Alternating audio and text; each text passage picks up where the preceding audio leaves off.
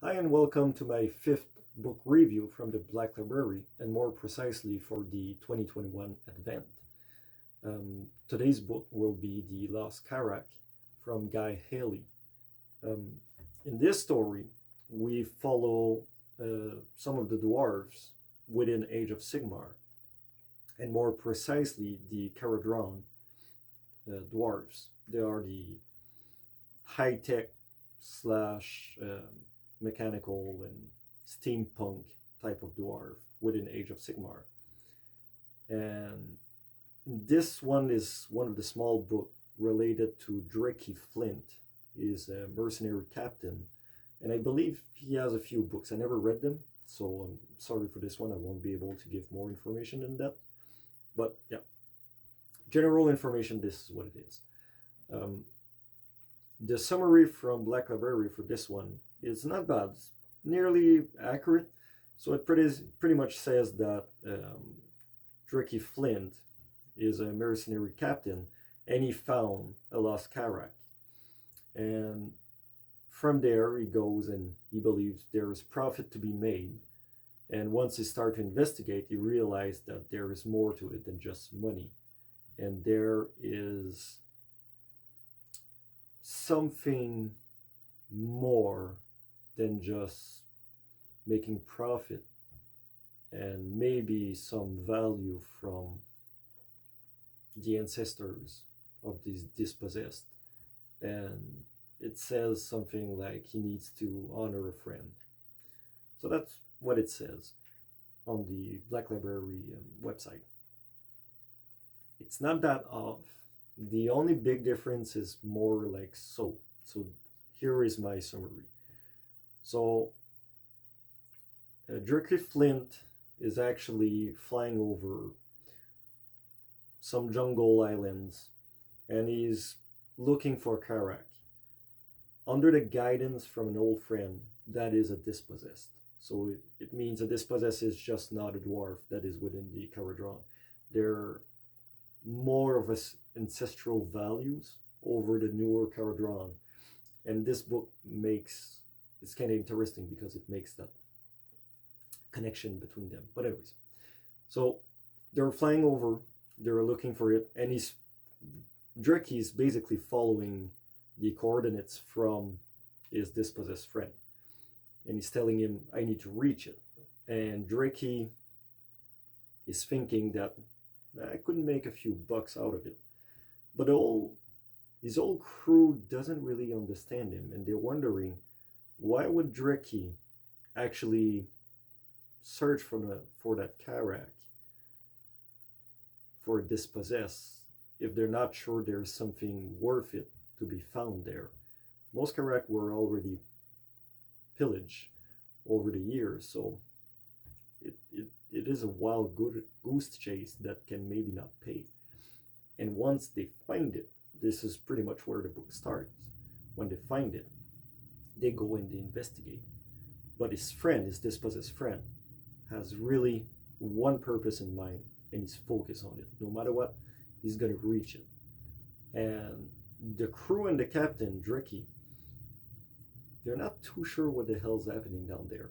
So, since his friend is just moving forward without checking for traps and just is nearly rushing through it, they're really on edge. They're not too sure if actually his friend is actually a real friend and what is really down there. So this is my summary. It is an extremely good book, and I'll be honest. Um, Usually, I'm not too fond of the Age of Sigmar books. Not that I don't like the lore, but I was more a fan of the old fantasy Warhammer. Age of Sigmar, it's not that I don't like it, but the twist to it, I'm just like, I love so much the old fantasy. So this is a personal thing. So let's move that aside. So without taking into account my experience with the previous Warhammer Fantasy, this book is really well done.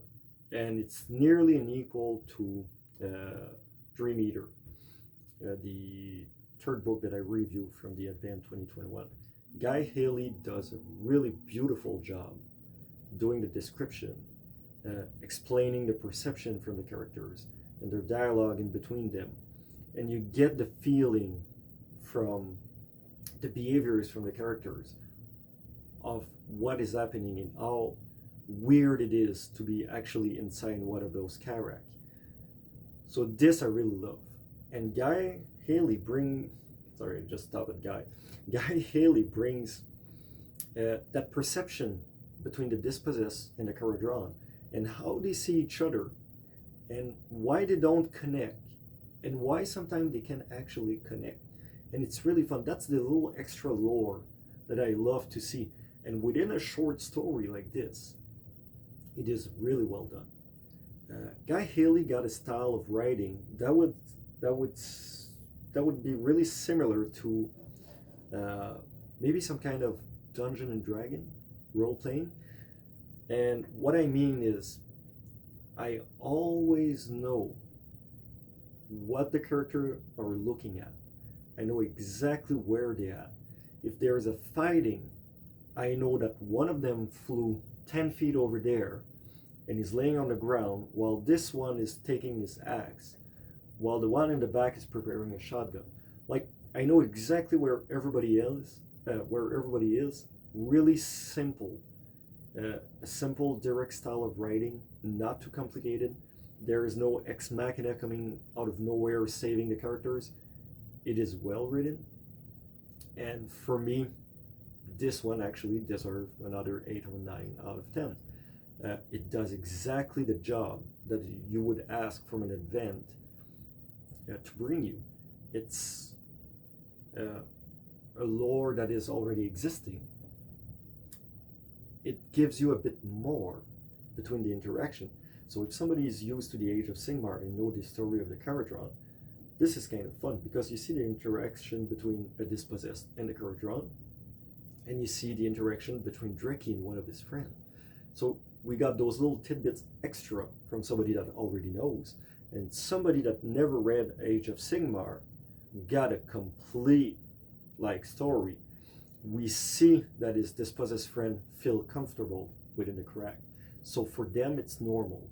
But you see how the Kharadron reacts to the Karak and how not too well they're reacting to it.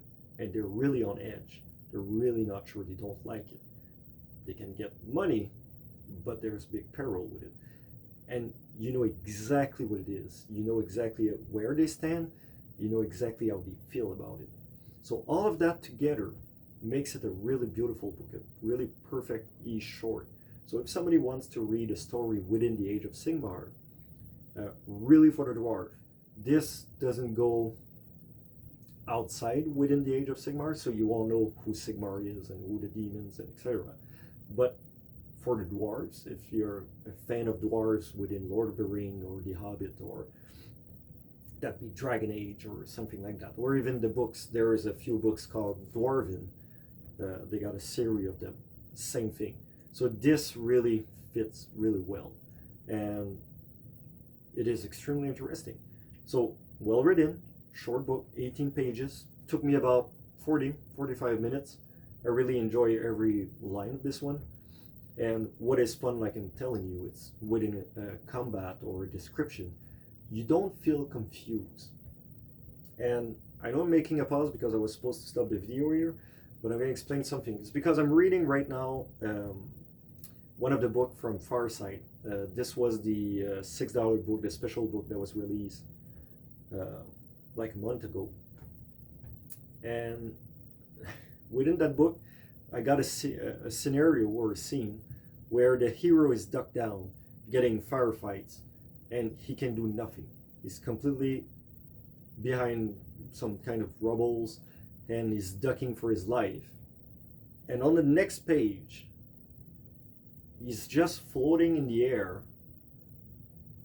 without getting any shot at him. So I was like, did I miss the page, or maybe I didn't read properly? So I came back to him laying down under the rubbles, getting shot at to be killed. He was a goner, right?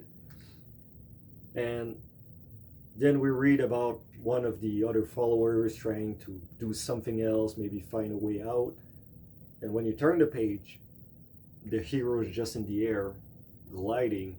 We have no clue how he got out of the rubbles. We have no clue if he's still under fire. We don't know what happened to the enemies that were firing at him, why they stopped firing at him. So I hate when we get those kind of scenario. But Guy Halley doesn't do that kind of thing.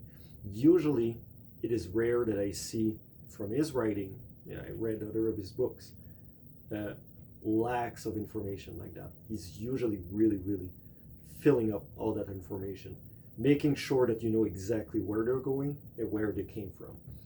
So, yeah, so this was my review for the Lost Karak. And honestly, good introduction to Age of Sigmar, good introduction to the Kharadron. If you're a Dwarf fan, read it. It's really good. It's a good startup.